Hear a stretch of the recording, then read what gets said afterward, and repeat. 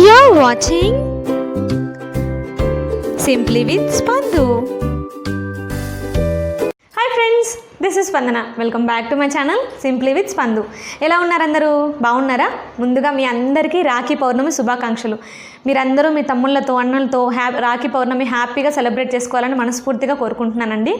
ఇవాళ నేను చూపించబోయే రెసిపీస్ ఏంటంటే ఇమ్యూనిటీ బూస్ట్ చేసే రెసిపీస్ 2 చూపించబోతున్నాను అనమాట.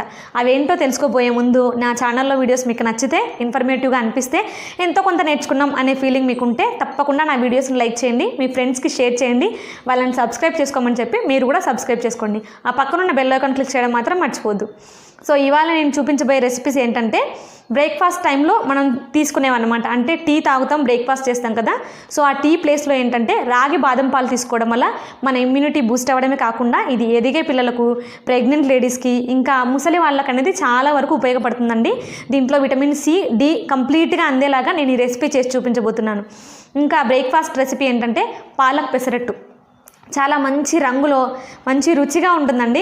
అంతేకాకుండా ఇమ్యూనిటీ బూస్ట్ చేయడానికి విటమిన్ సి, విటమిన్ డి అందేలాగా కూడా నేను ఈ రెసిపీ చేసి చూపించబోతున్నాను. ఓకే, ఎక్కువ ఆలస్యం చేయకుండా లెట్స్ స్టార్ట్ ద వీడియో. నేను ఇక్కడ 1 స్పూన్ రాగులు తీసుకుంటున్నానండి. 1 స్పూన్ రాగులు ఇద్దరికి సరిపోతాయి. ఇవి ఏం చేశానంటే నైట్ అంతా నానబెట్టేశాను అనమాట. సో ఇద్దరికి సరిపోతాయని చెప్పాను కాబట్టి 8 బాదం పప్పులు నానబెట్టాను. అంటే మనిషికి 4 బాదం పప్పులు అనమాట. వీటిని ఏం చేయాలంటే మిక్సీ జార్లో వేసుకుని గ్రైండ్ చేసుకోవాలి.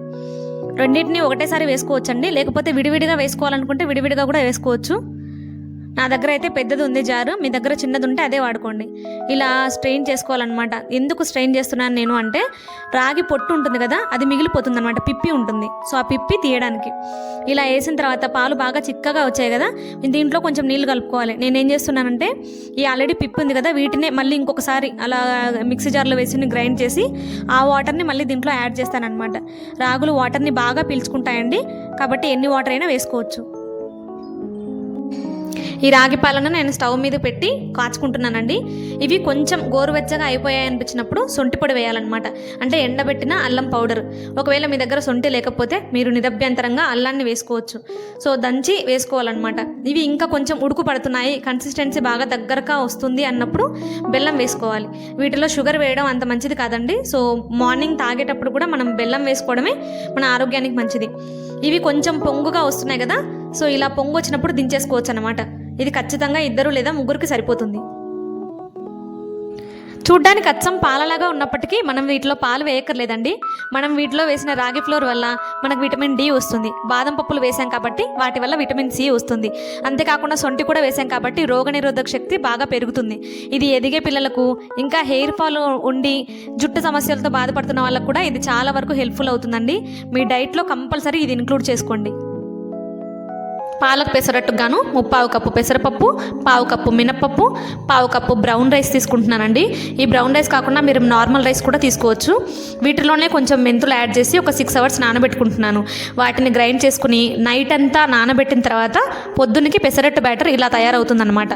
ఇది ఇలా ఉండగా ఒక పక్కన 1 కప్పు పాలకూర, కొంచెం టేస్ట్ కోసం పుదీనా వేసుకుంటున్నానండి. ఇది కంప్లీట్గా ఆప్షనల్. ఈ రెండింటిని మిక్సీ జార్లో వేసుకుని వీటితో పాటుగా ఒక చిన్న అల్లం ముక్క, కొంచెం జీలకర్ర కూడా వేసుకోవాలండి. వీటిని ఫైన్గా పేస్ట్ చేసుకోవాలన్నమాట. కొంచెం కూడా ఆకుగా బరకగా రాకూడదు, క్రీమీ టెక్స్చర్ రావాలి. వీటితో వాటర్ కలిపితే మళ్ళీ అది పెసరట్టు బ్యాటర్లో ఎక్కువ వాటర్ అవుతాయేమోనని నేను పెసరట్టు బ్యాటర్తోనే గ్రైండ్ చేస్తున్నాను అనమాట. ఇలా మంచిగా క్రీమీ టెక్స్చర్ రావాలండి. సో ఈ క్రీమీ టెక్స్చర్ వచ్చిన తర్వాత దీన్ని బ్యాటర్లో కలిపేసుకోవచ్చు. మంచి కలర్ వస్తుందండి. వీటిలో మనకు కొంచెం కూడా పాలకూర టేస్ట్ అనేది కనిపించదు అనమాట. సో ఈ బ్యాటర్లో ఏంటంటే కొంచెం వాటర్ తక్కువయ్యాయి. సో నేను కొంచెం వాటర్ యాడ్ చేసుకుంటున్నాను. మన నార్మల్ దోశ బ్యాటర్ లాగే ఉండాలండి బ్యాటర్. ఇలా ఉన్న తర్వాత ఇది రెడీ అయిపోయింది కదా, ఇప్పుడు దీంట్లోనే మనం కొంచెం వంట సోడా, కొంచెం సాల్ట్ కూడా యాడ్ చేసుకోవాలి. ఇప్పుడు మనం స్టవ్ పైన ప్యాన్ పెట్టేసుకోవచ్చు. నార్మల్ దోశ ఎలా వేస్తారో తెలుసు కదా, ఆ ప్రాసెస్ అండి. కామన్గా వాటర్ వేసి దాన్ని ఆనియన్తో క్లీన్ చేసుకోవాలి. సో ఇలా క్లీన్ అయిపోయిన తర్వాత నేనైతే ఫస్టే ఆయిల్ వేస్తానండి. ఎందుకంటే దీనివల్ల ఆయిల్ కూడా తక్కువ అవుతుంది, ఇంకా దోశ మొత్తానికి స్ప్రెడ్ అవుతుంది అనమాట. అంటే మన పెసరట్టు మొత్తానికి నీట్గా స్ప్రెడ్ అయిపోతుంది. మళ్ళీ ఆయిల్ వేసుకోవాల్సిన అవసరం లేదనమాట. ఇంత నాన్ స్టిక్ పెనం మీద అయితే ఎక్కువ ఆయిల్ వేయక్కర్లేదండి. చాలా తక్కువ ఆయిల్తోనే మనకు పెసరట్టు వచ్చేస్తుంది అనమాట. ఎక్కువ కష్టపడాల్సిన అవసరం కూడా లేదండి, చాలా ఈజీగా పెసరట్టు వచ్చేస్తుంది. చాలా గ్రీనిష్గా కనిపిస్తూ ఉందండి. కొంతమంది ఏం చేస్తారంటే ఇలా ఒక సైడే వేయించేసిన తర్వాత ఇలాగే తినేస్తారు. నేను 2 సైడ్స్ కాల్చుకుంటున్నానండి. మీ ఆప్షనల్ అండి, మీరు అలా కూడా చేసుకోవచ్చు, ఒక సైడే కాల్చుకోవచ్చు. ఇప్పుడు దీన్ని రెడీ అయిపోయింది కాబట్టి సర్వింగ్ బౌల్లోకి తీసుకుని సర్వ్ చేసుకోవడం. ఇదిగోనండి మన పాలక్ పెసరట్టు రెడీ అయిపోయింది. ఇందులోకి మనం పుదీనా చట్నీ వేసుకున్నా, కొత్తిమీర చట్నీ వేసుకున్నా చాలా బాగుంటుంది. మనం ఈ పెసరట్లో పాలకూర వేసాం కాబట్టి దీనివల్ల మనకు సి విటమిన్ వస్తుందన్నమాట. అంటే రోగనిరోధక శక్తి పెంచుకోవచ్చు. ఇంకా పుదీనా, అల్లం, జీలకర్ర కూడా వేసాం కాబట్టి వెయిట్ లాస్ అవ్వచ్చు, తొందరగా అరిగిపోతుంది కూడా. తప్పకుండా మీరు మీ ఇంట్లో ట్రై చేయండి.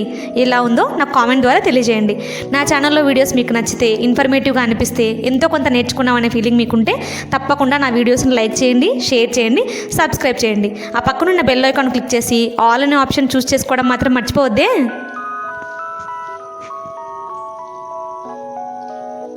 Thanks for watching. Don't forget to like, share and subscribe.